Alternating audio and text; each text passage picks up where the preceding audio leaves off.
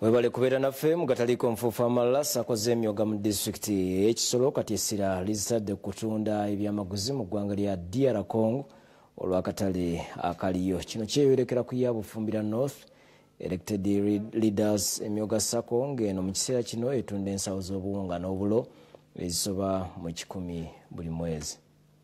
District y'Ekisolo emu ku ezo ezaaganyuddwa mu nsimbi ez'emyaka ezasibwawo gavumenti okulaba ng'abantu baggyibwa mu bwavu omu. Sacco y'abakulembeze abawansi eya Bufumbira North elected leaders Emyooga Sacco yaweebwa ensimbi obukadde 50 nga zino baateesa bazigulemu ekyuma ekisaka sooli n'obulo nga Emmanuel Esau Basiimye ssabawandiisibwa bwe wannyonnyola. In our Sacco we have 78 members.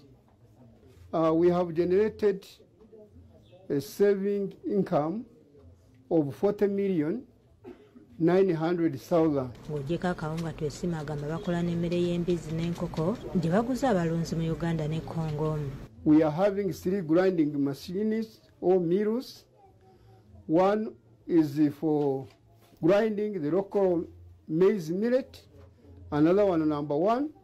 Another one is just smoothing.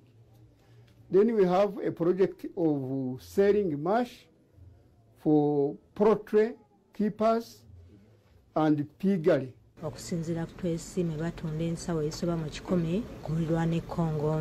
At Congo is sometimes we take there like 300 bags, 200 bags. Basiimye gavumenti olw'okuleeta Emyooga nga kikyusizza obulamu bwabwe. Murakoze cyane agasiringi turashima gavumenti ya Uganda na His Excellency Yoweri Kaguta Museveni watekereje ku bantu bo hasi akariza na programu z'imyuga.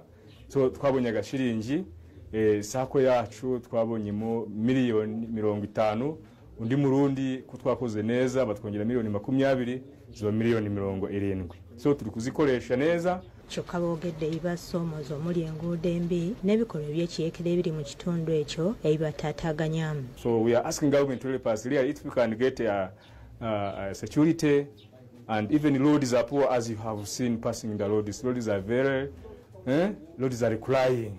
Kulira Emyooga mu ttundu lya Kigezi Bowazito Muhoro akakasizza ng'abantu mu kitundu ekyo bongedde okwettanira programu y'Emyooga nga Sacco ezisoba mu 7 zikola bulungi.